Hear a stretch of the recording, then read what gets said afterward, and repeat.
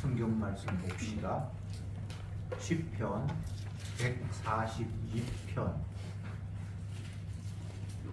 1절부터 마지막 절까지 교독하겠습니다. 내가 소리내어 여호와께 부르짖으며 소리내어 여호와께 간구하는도다. 내가 내 원통함을 그 앞에 하며 내 무함을 그 앞에 진술하는도다. 내 심령이 속에서 상할 때에도 주께서 내 길을 아셨나이다. 나의 행하는 길에 저희가 나를 잡으려고 올무를 숨겼나이다. 내 우편을 살펴보소서. 나를 아는 자도 없고 피난처도 없고 내 영혼을 돌아보는 자도 없나이다. 여호와여, 내가 주께 부르짖어 말하기를 주는 나의 피난처시요 생존 세계에서 나의 분깃이라 하였나이다. 나의 부르짖음을 들으소서. 나는 시인이 지청합니다. 나를 빗바람 자리에서 건지소서. 저희는 나보다 강합니다. 내 영혼을 옥에서 이끌어내사 주의 이름을 감사케 하소서. 주께서 나를 후대하시리니 의인이 나를 들으리이다. 아멘. 함께 읽은 본문은 표제에 다윗이 굴에 있을 때 지은 마스길 곧 기도 이렇게 되어 있습니다. 다윗이 굴에 있을 때 지었다. 다윗은 사울 왕의 그 살해 명령 때문에 오랜 시간 동안 도피 생활을 하고 했는데 그 가운데 굴에 피해서 사울 왕이 그쪽에 용변 보러 가다가 그 굴 안에 갇혀 있는데 그를 죽일 기회가 되었지만 하나님께서 기름 부어 세운 왕을 내가 함부로 죽일 수 없다고 해서 옷자락을 살짝 잘라서 나중에 왕이 바깥에 나갔을 때 자기의 사정을 나는 당신을 죽일 의사가 없다 뭐 이렇게 왕에게 이야기했던 그런 상황이 성경에 기록되어 있는데 아마 그럴 때 이 시를 지었던 것 같아요. 그리고 마스길 곧 기도 이렇게 되어 있는데 마스길이라는 말은 교훈이라는 말입니다. 교훈 곧 기도. 이 시가 다윗이 사울 왕에게 쫓겨서 동굴에 갇혀 있고 사울 왕이 또 그쪽에 무심코 용변 보러 들어갔다가 어쨌든 그 긴박한 상황 거기에서 하나님의 은혜를 생각하면서 지은 시라고 했고 이것은 이스라엘 백성들에게 교훈이 되는 마스길, 교훈이 되는 그리고 기도가 되는 내용으로 표시해 놓았습니다. 우리가 성경을 보면 자꾸 내 입장에서 내가 그 사람의 입장이 되어 보잖아요. 다윗이 왕에게 쫓겨다녔다. 그러면 내가 만약 그렇게 쫓겨다녔으면 어떨까? 이런 생각을 하는데 뭐 그런 생각을 할 수가 있어요. 그러나 그런 생각만으로는 안 되고 예수님의 입장을 거기에 자꾸 입혀야 됩니다. 아, 예수님이 이렇게 억울하게 쫓겨다니셨구나. 사울의 입장에서 생각해 보면 다윗을 죽이려고 하는 게 나름대로 이유는 있습니다. 한 나라에서 왕은 온 국민으로부터 기대와 희망을 받고 있고 국민의 지지를 받아야만 통치를 할 수 있습니다.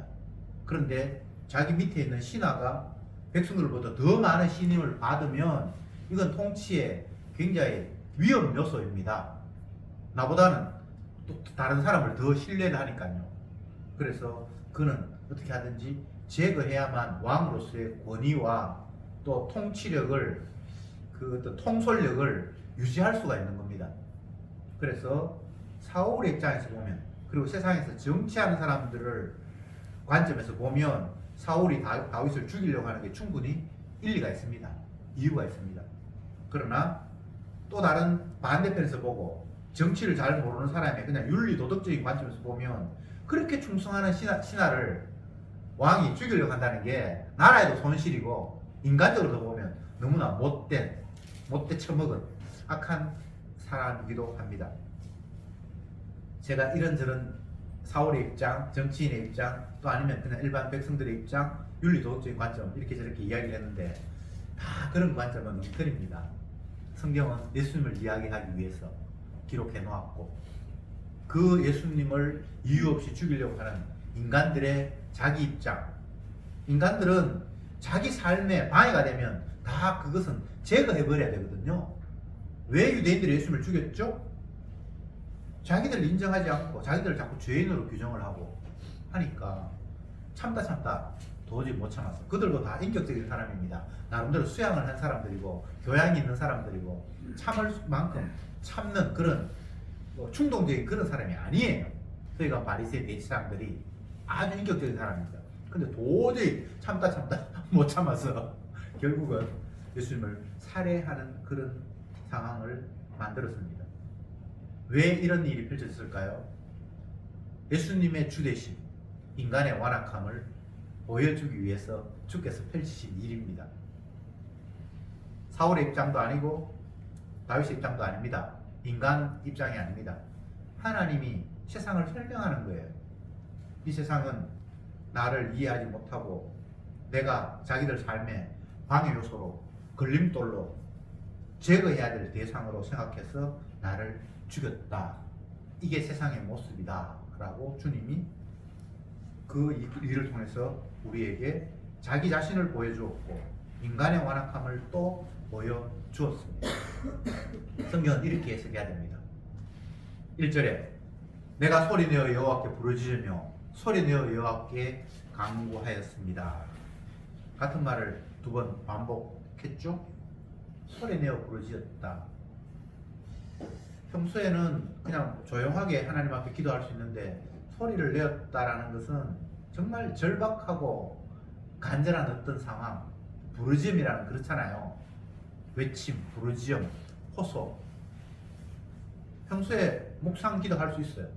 그러나 소리 내어 기도했다라는 것은 그렇게 평온한 상태가 아닌 거죠. 너무나 절박한 상황이죠. 지금 이 시가 다윗이 동굴에 있을 때에 아니면 동굴 그걸 생각하면서 지었다고 하니까 동굴은 입구는 있지만 출구가 따로 없잖아요. 그 입구로 누군가가 쳐다보면 내가 부닥칠 수밖에 없잖아요. 막다른 골목이죠. 죽음 앞에 놓여 있는 더 이상 내 힘으로 어떻게 해볼 수 없는 그런 상황.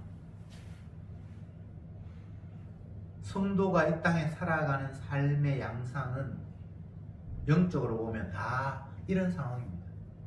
내가 어떻게 피할 구멍이 없어요. 2절에 내가 내 원통함을 그 앞에 토하며 내 우환을 그 앞에 진술하는도다. 하나님 앞에 호소를 합니다. 부르짖고 간구합니다. 자기의 원통함을 토해냅니다. 자기의 그 우환, 여러 가지 염려와 그 고된 환경을 하나님 앞에 토해냅니다. 이야기합니다. 왜? 주님 앞에 이야기할 방법 말고는 다른 뭐 할 일이 없기 때문에. 얼마나 원통했겠어요. 다윗의 입장에서는 나라를 위해서 생명을 아끼지 않고 자기가 모든 걸 다 했는데 왕이 자기를 죽이려고 하니까 원통하죠. 왜 이런 환경을 만들었을까? 제가 서두에도 말씀드렸습니다만 예수님의 모습을 보여주는 거예요. 다윗의 임무는 다윗 개인의 삶이 아닙니다. 장차 오실 메시아의 삶이 어떤가를 보여주기 위해서 다윗은 살아가기 때문에 원통한 일을 당해야 합니다. 이게 피조물의 운명입니다. 피조물은 자기 목적이 있는 게 아니에요. 하나님이 하시는 일을 위해서 우리는 이런 모습 저런 모습으로 지음을 받았어요. 예수님의 말씀 가운데 제 아들의 질문 가운데서 주님, 저 소경은 왜 소경으로 태어났습니까? 날 때부터 그랬습니까? 아니면 뭐 후천적으로 그렇습니까? 아니면 부모님의 잘못 때문에 소경이 된 겁니까? 아니면 본인 때문입니까?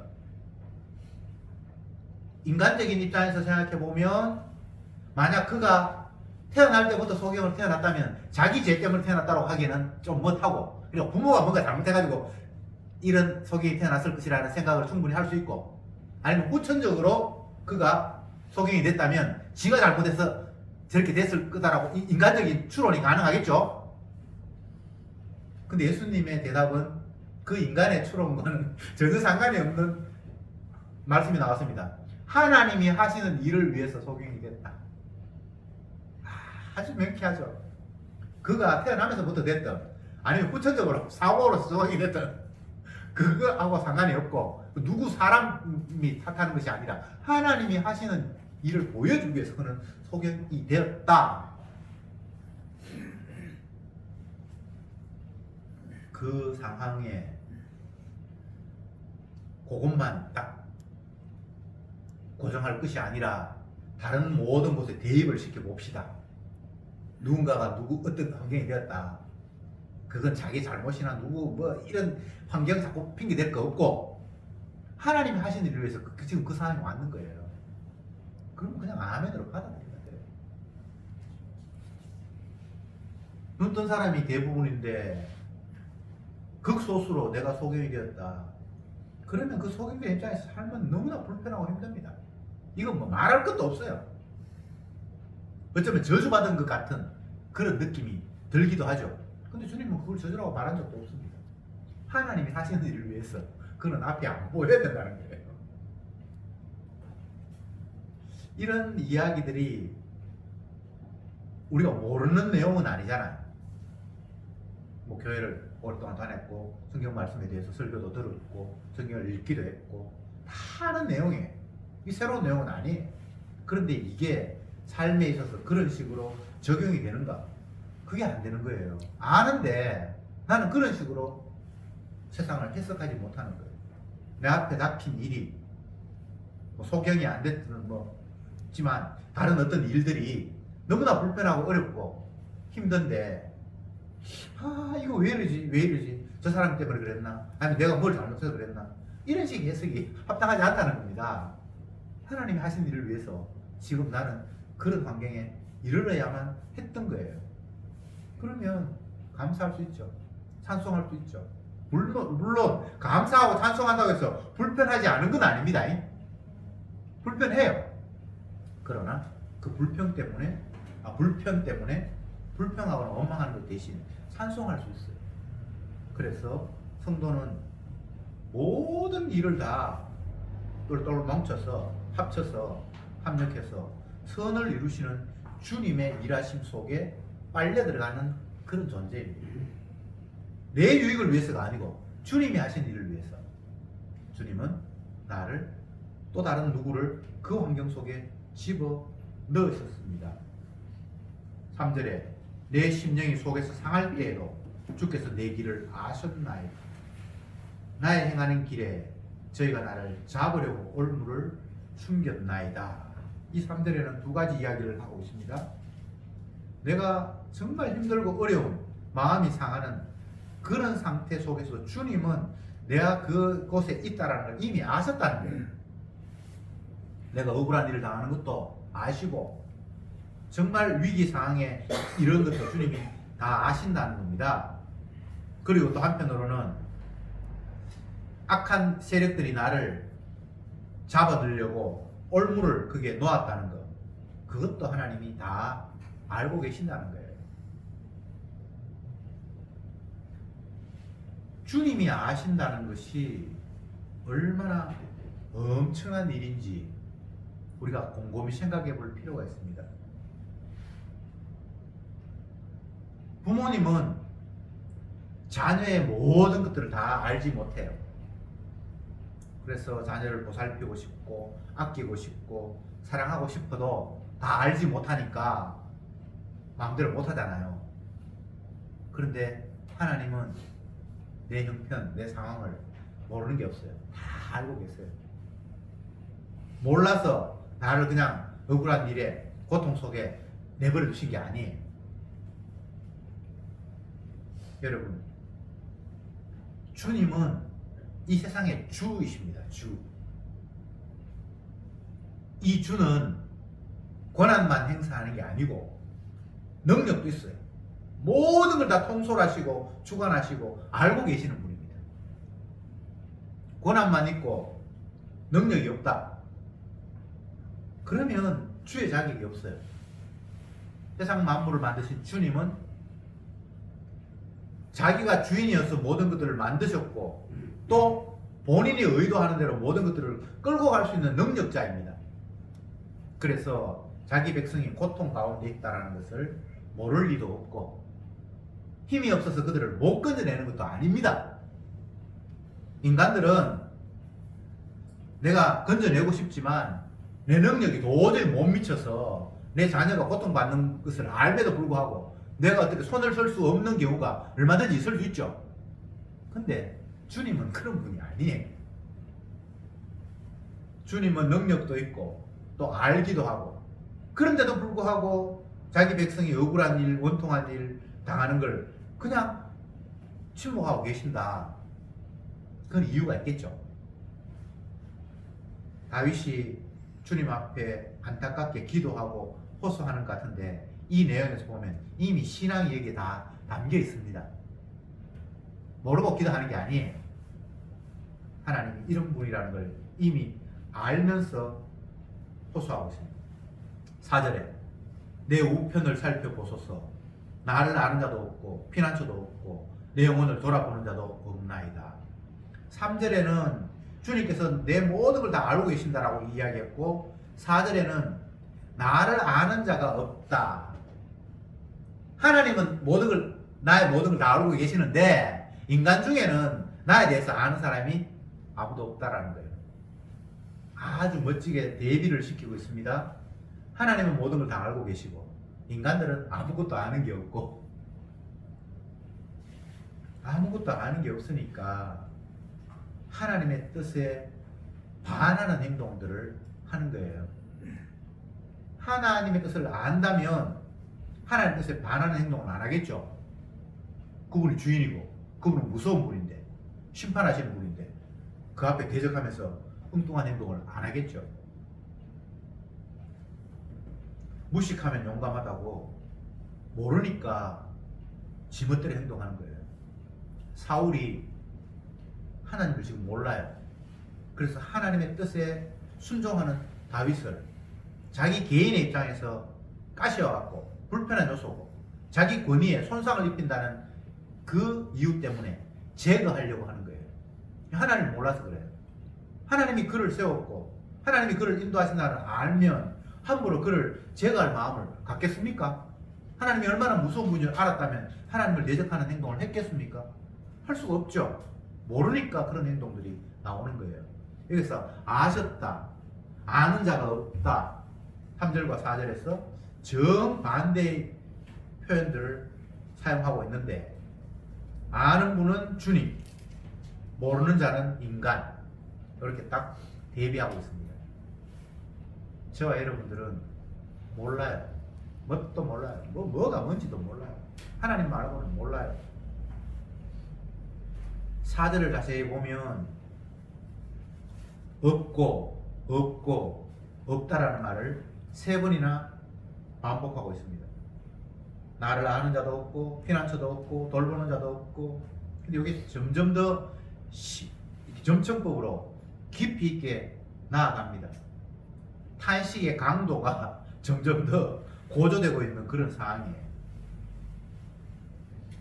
얼마나 힘들었으면 이런 표현을 썼을까 그런 생각도 들지만 그런 생각만 하면 안 되고 이 세상에서 하나님 앞에 붙잡힌 자의 양태, 삶의 정황이 이러하다는 겁니다. 점점 더 심한 핍박과 고난과 역경이 계속해서 몰려드는 그런 상황입니다. 사무엘 상하, 열왕기 상 앞부분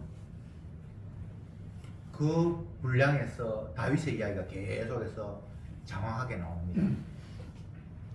다윗은 30세 왕이 되어서 70세 죽기 전까지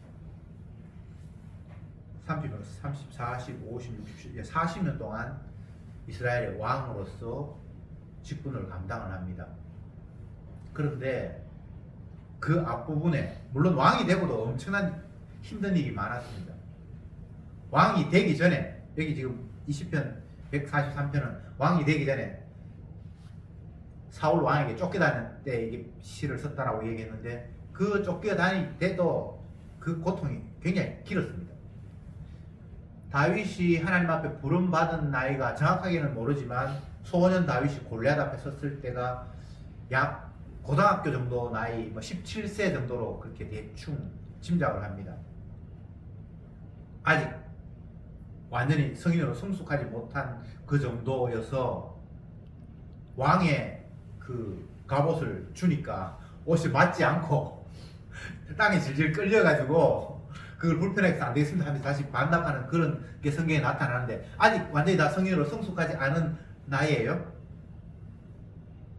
그러니까 하여튼 뭐 고등학교 정도 나이 17세 18세 뭐 그 정도 나이라고 보고 그가 왕이 된 게 30세니까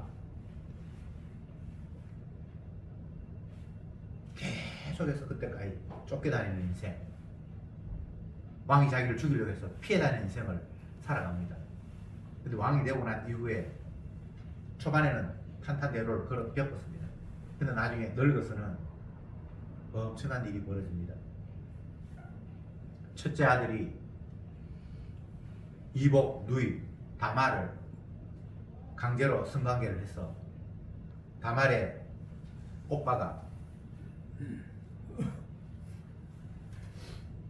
성경에는 이복 형이죠, 동생이죠, 셋째 아들인데 그가 자기 동생을 괴롭혔다고 해서 그 형을 나중에 1년 후에 죽입니다. 형제의 난이 벌어진 거예요. 그리고 나중에 더 늙어서는 그 압살롬인데 압살롬이 지가 왕이 되려고 모의를 하다가 결국은 왕의 신하에 의해서 피살을 당합니다. 그리고 더 나이가 지나서는 또 아도니아 넷째 아들이 또 아버지를 물리치고 왕이 되려고 합니다. 이런 일을 다윗은 삶의 과정 속에서 다 겪었습니다. 그러니까 정말 힘든 인생을 산 거예요. 왜? 예수님의 모습을 그 삶에 담아야 하기 때문에 그는 힘든 인생을 살 수밖에 없습니다. 자기가 원하는 거하고 상관없습니다. 예수님이 이 땅에 오셔서 어떻게 살다가 어떻게 간다를 보여주는 인생이 다윗의 인생이기 때문에 그렇게 그는 살았던 거예요. 다윗 여러분 부럽습니까? 인간적으로 부러울 거 하나도 없어요. 그냥 왕 안 되고 평범하게 목동으로 살았으면 더 행복했을지도 몰라요. 그러나 인간은 피조물은 개인의 행복이 삶의 이유가 아니기 때문에 그런 말을 거론하면 안 됩니다. 아이고 누구는 불행하다, 누구는 행복하다. 무슨 근거로 그런 표현을 쓰죠? 그 기준 자체가 애매모호한 거예요. 아 누군 참 좋겠다. 무엇을 근거로 그 사람을 좋다고 하죠? 그 기준 자체가 애매모호하죠. 성도는 주님의 영광을 위해서 지음받은 피조물입니다. 주님이 자기 영광 받기 위해서 우리를 어떤 모양, 어떤 환경에 두시든지 그거는 그냥 찬양의 대상이 될 뿐이에요. 하나님이 일 잘하십니다. 주님 저를 통해서 영광을 받으신다면 저는 어떤 위치에 있더라도 저는 감사할 수밖에 없겠죠. 기준이 이렇게 돼버리면 문제가 아무것도 없습니다. 문제가 아닌데 문제를 삼는 거예요. 왜? 지중심으로 어떤 일을 바라보기 때문에. 예수님 중심으로 바라볼 때, 그 상황을 바라볼 때 하나도 문제가 없습니다. 주님이 자기 뜻대로 지금 잘하고 계시는 거예요. 그래서 찬송할 이유밖에 없습니다. 인간의 입장에서는 힘들고 어렵습니다. 그러나 그 힘들고 어려운 게 문제가 될 게 하나도 없어요. 5절에 여호와여 내가 주께 부르짖어 말하기를 주는 나의 피난처시요 생존 세계에서 나의 분깃이라 하였나이다. 여기 보면 이제 점점 더 감사하고 찬양하는 모습으로 상황이 발전하죠. 앞에 보면 힘들다고 막 호소하는 것 같은데 나중에 보면 그걸 지금 찬양하고 있어요.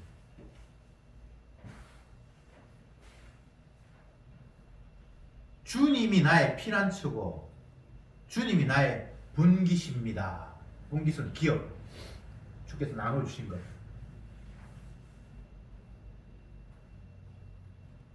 피난처.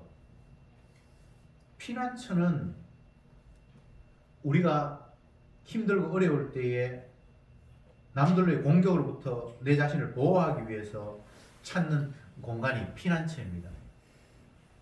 세상이 나를 못 살게 굴고 집어 삼키려 하고 죽이려고 하고 복음 때문에 나는 주님 앞에 끌려가는데 세상은 나를 못 살게 구는 이런 상태에서 피할 곳은 주님밖에 없어요. 하나님 말고는 다른 대처 방안이 없어요. 그리고 주님이 나의 피난처고 또 나의 분깃이다 이렇게 표현을 하고 있습니다. 분깃, 기업인데 이것은 내가 노력을 해서 받는 게 아니고 그분이 자기 아들이라는 이유로 자기의 몫을 나에게 일방적으로 주는 게 분깃이잖아요. 이것은 내가 어떻게 할 수 있는 게 아닙니다. 분깃을 내가 늘리거나 좁게 하거나 그것도 되는 게 아닙니다. 그냥 아버지가 아들에게 일방적으로 내 거 너에게 줄게 라고 제공하는 것이 분깃입니다. 그러니까 다윗의 입장에서는 인간적으로 볼 때는 힘이 없어서 강한 왕에 의해서 쫓겨다니고 도망갔는데 굴 속에 갇혀서 더 이상 피할 수 없는 그런 환경에 놓여 있고, 그렇지만 주님은 나의 피난처고 당신이 나의 기업입니다. 주님이 피난처면 더 이상 위협이 없어요. 완벽한 안전한 공간 안에 놓여 있는 거예요. 지금 그걸 지금 고백하고 있어요. 내가 내 힘으로 강한 자를 피하고 안전한 곳으로 도망간다고 하면 그건 불안할 수밖에 없습니다. 내가 아무리 숨어도 그가 찾을 수 있겠다는 그런 생각을 하겠죠. 심지어 다윗은 성경에 보면 다윗이 남의 나라에 블레셋으로도 가고 또 다른 곳으로도 가고 어떤 데 가서는 일부러 미친 체 하면서 침 흘려가지고 다시 거기서 쫓겨나기도 하고 뭐 성경에 보면 그런 게 있어요. 얼마나 힘들었으면 국경 밖으로까지 도망을 갔겠습니까? 이 나라 저 나라. 성경에는 두 나라가 나옵니다. 그런데도 안전한 피난처가 없잖아요. 그런데 주님이 나의 피난처입니다 이렇게 이야기하면 상황이 전혀 달라지는 거예요. 공간이 피난처가 아니고 관계가 피난처예요. 주님의 품에 내가 안겨있기 때문에 더 이상 내가 불안해하거나 쫓겨하거나 그렇게 할 이유가 이제 없음을 깨달았습니다 라는 그런 기도를 지금 드리고 있습니다. 쫓겨다니면서 주님 주신 마음이죠.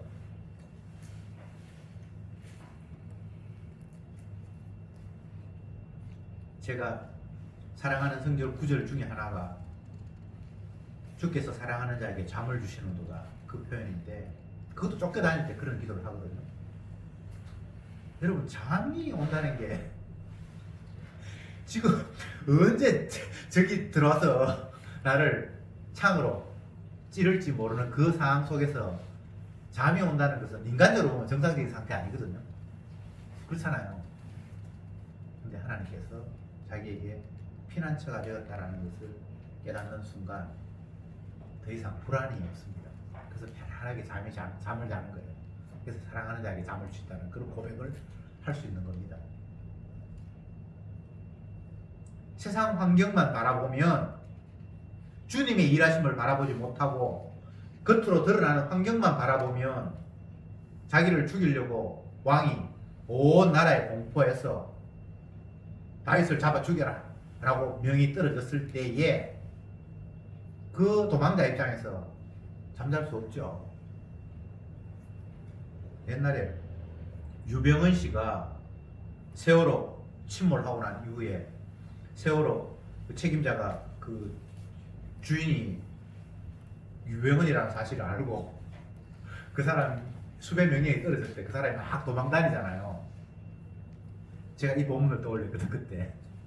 결국 그 사람은 도망다니다가 자기가 지쳐서 굶어서 그냥 죽은 것으로 그렇게 되어 있는데,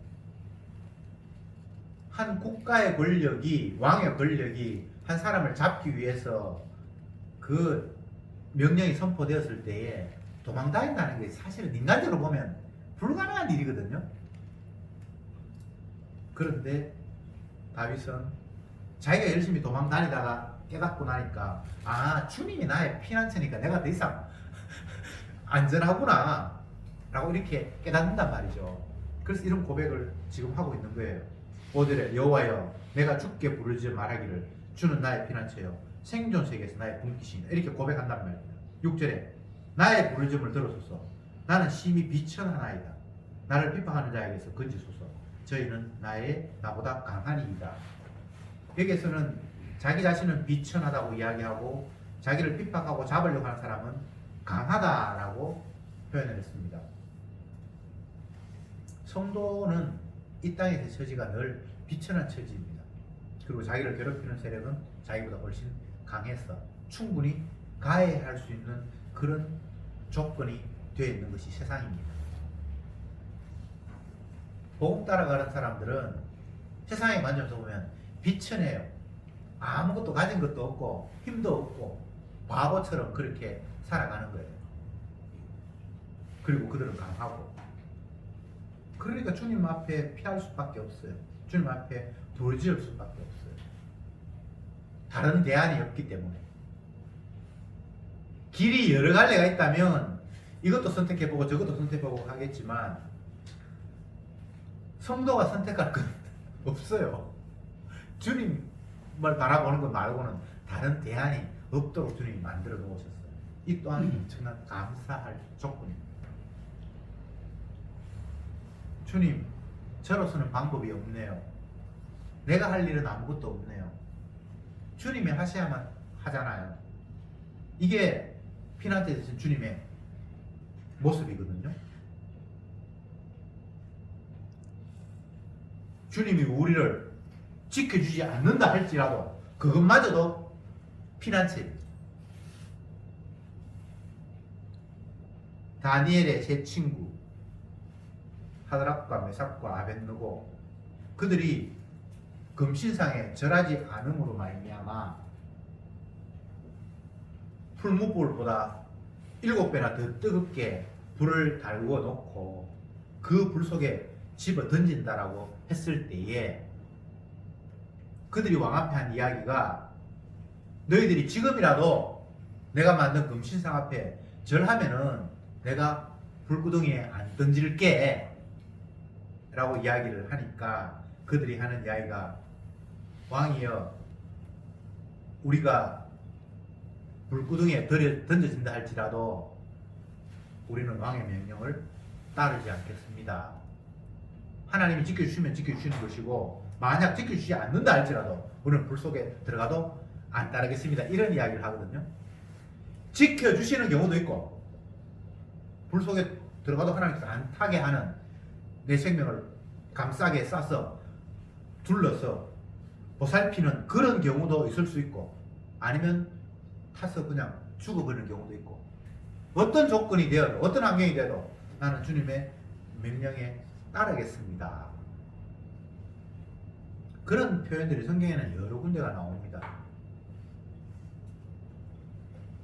에서더가 왕 앞에 찾아가면서 왕에게 자기 민족을 살려달라고 이야기했을 때에 내가 죽으면 죽으리이다 이런 표현을 쓰거든요. 안 죽을 수도 있고 내가 갔는데 왕이 기쁘게 받아들이면 안 죽을 수도 있고 이거에 내가 부르지도 않는데 그럼 이 나라의 법령에 왕이 부르도 안 해도 왕이 오면 죽는 거예요. 죽을 수도 있고 안 죽을 수도 있고 불에 탈 수도 있고 안 탈 수도 있고 그러나 그것과 상관이 없이 그냥 하나님의 뜻에 따라 나는 내 할 일을 해야 한다라는 이런 모습이 지금 다윗의 기도 속에 담겨 있습니다. 나는 비천합니다. 그리고 나를 압박하는 사람은 강합니다. 그래서 나는 주님 앞에 의지할 것 외에는 당신이 나의 피난처가 되는 것 외에는 다른 방법이 없습니다. 근데 제가 말씀드렸잖아요. 피난처라는 것이 내가 원하는 대로 내 생명을 지켜주는 것만 피난처라고 생각하지 말고 주님 앞에 피했는데 그럼에도 불구하고 내 생명이 끝날 수도 있어요. 그것마저도 피난처란 말이죠. 세례 요한이 성령에 충만해서 백성들에게 복음을 전하고 왕에게 잘못된 것을 직언하고 이렇게 했는데 그 왕이 결국은 그 아내의 요청에 의해서 그를 목을 자르잖아요. 그것마저도 피난처예요. 지켜주셔야 한다고 생각하는 것만 피난처가 아니고 목숨을 건져주셔야만 하는 것만이 피난처가 아니고 하나님 앞에 그 생명이 끝나는 것도 주님 품 안에서 그게 피난처예요. 복음을 모르는 사람들은 내 생명이 안 죽고 위기 앞에서도 생명을 건져주시는 것만을 피난처라고 지켜주시라고 생각을 하잖아요. 근데 그렇지가 않아요. 어떤 환경이 되어도 주님이 나를 지켜 보살피고 계시는 겁니다. 마지막 절, 내 영혼을 옥에서 이끌어내사 주의 이름을 감사케 하소서. 내 영혼을 옥에서 이끌어내사 주의 이름을 감사케 하소서. 이게 결론인데, 내가 살았다, 내가 위험 속에서 결코 해를 받지 않았다라는 것이 중요한 것이 아니라 주의 이름을 감사하게 되는 것, 이게 중요합니다. 성도는 주님을 찬양하기 위한 도구들이거든요. 우리는 하나님 앞에 감사하기 위해서 만들어진 존재들이잖아요. 그래서 감사가 나오면 이제 다 되는 거예요. 어떤 환경이든 어떤 과정을 겪었든 그 입에서 감사가 나오고 찬양이 되면 이제 목적이 이제 완성이 되는 거예요. 그렇지만 감사가 안 나오고 죽을 뻔했는데 다행으로 살았다, 만약 이렇게 나온다면 이건 뭔가 지금 번지수가 잘못된 거예요. 위기에서 살아남게 되면 안도의 한숨을 쉬는 게 지극히 당연합니다. 이건 이상한 것도 아니에요. 그러나 그것으로 끝나버리면 그건 아무것도 아니에요. 감사가 나와요. 주의 이름이 찬양이 돼요. 이것마저 주님이 영광받기 위해서 주께서 이루신 일이군요. 그래서 내 잔이 넘치나이다. 다윗이 우리아의 아내를 범하고 인구조사를 하고 하나님의 뜻을 반하는 행동들이 중간중간 성경에 많이 나타나요. 그런데 그 일을 통해서도 결국은 감사가 나와요. 하나님께서 나를 이렇게 하셨구나. 후회, 인간의 입장에서는 후회하고 돌이키면 그것이 굉장한 큰 의미 있는 것으로, 값진 것으로 받아들여지잖아요. 그래서 주님 앞에는 그게 크게 값진 게 아니에요. 감사가 나와야 돼요. 찬양이 나와야 돼요. 이 모든 것들을 주께서 하셨습니다 라고 주님의 일하심이 고백이 돼야 돼요. 나의 나 된 것은 주님의 은혜입니다 라는 것이, 옛날 내가 주님을 제대로 몰라서 주님 믿는 사람을 핍박하고 죽이고 하는 것 다 포함해서 그 이후에 주님 앞에 부름받아서 뭐 이쪽으로도 가고 이방인에 가고 오해 맞히고 뭐 많은 일을 하는 것, 그 전체가 다 주님의 일하심이었군요 라고 감사할 수 있어야 합니다. 어떤 거는 감사하고 어떤 건 아니고 그런 게 없어요. 모든 것이 통틀어서 다 감사로 결과가 맺어져야 돼요. 그러면서 마지막 절에 주께서 나를 후대하시리니 의인이 나를 두르리로다. 결과적으로는 주님께서 나를 후대하셨다는 거예요. 후하게 대하셨다는 거예요. 은혜로 나를 보살폈었다는 거예요. 후대 알죠? 내가 한 행동에 대해서 주님 그 정도로 나를 대하는 게 아니고, 나는 하나님 앞에 꾸중듣고 매맞고 지옥과도 마땅한데 이런 나를 주님이 너무 넉넉하게 대하셔서 영생의 나라, 의인의 나라에 나를 품으셨네요 라고 이렇게 고백하는 거예요. 결론은 감사, 그리고 주님 앞에 죄인인 나를 후대하셨다라는 그런 고백, 그리고 주님과 함께 있는 그 나라로 나를 품으셨다는 것. 이게 더 이상 뭔가를 할 수 없는 마지막 자리입니다. 주님과 함께 있음. 이것은 반드시 주님이 나를 후대하셔야만 되는 일입니다. 내 행한 대로 갚으시다면 절대 의의 나라에 주님의 품에 안길 수 없겠죠. 죄인인데, 악인인데 주님께서 그 죄를 보지 아니하시고 자기 피로 나를 덮으시는 상황. 이게 주님이 나를 후대하시는 모습이에요. 후하게 대하셔야지, 엄청나게 많이 쳐주셔야지 내가 주님 품에 안길 수 있고 의인의 품에 안길 수 있지. 내 행한 대로 주님이 정확하게 갚아버리면 우리는 주님 앞에 결코 설 수 없는 자라는 것을 다윗이 고백합니다. 거꾸로 다시 돌이키면 그 앞에 억울한 일을 당하고 진퇴양난, 어디로 도망갈 수 없는 그런 곳에 당하고 뭐 여러 가지 상황이 있잖아요. 그것도 다 깨닫고 지금 다시 생각해보니까 주님이 나를 후하게 대접하셨습니다라고 그렇게 고백하는 거예요. 그것마저도 은혜였군요. 그것마저도 주님의 사랑의 넘침 속에서 있었다라고 나는 그렇게 깨달아지는군요 라는 그런 고백. 이게 주 은혜 안에서 주님을 바라보고 자신을 바라보면서 찬송할 수 있는 성도의 모습입니다. 기도합시다. 주님, 우리는 몸을 가졌기에 내가 힘들고 어려우면, 그리고 내가 특별히 잘못한 것도 없는데 죄인처럼 취급받으면 너무나 억울하고 분통이 터져서 화를 낼 수밖에 없습니다. 다윗은 사울 왕에게 쫓겨다니면서 정말 너무나 억울한 상황을 경험했습니다. 그러나 그 모든 것들이 주님의 주되심을 드러내는 일이었고, 장차 오실 예수님의 핍박받음의 모습을 그는 몸에 짊어지는 삶이었고, 결과적으로는 하나님께서 그를 품으셔서 의인의 반열에 인도하시는 그 최종적인 목적을 이루심의 한 과정이었음을 모든 일을 통틀어서 감사하고 찬송하고 주의 이름을 위해서 주께서 이렇게 하셨다라는 것을 고백하게 되었으니, 그 모든 과거의 힘든 과정마저도 주님이 후대하신 결과였다라는 사실을 깨닫고 감사하는 다윗의 모습.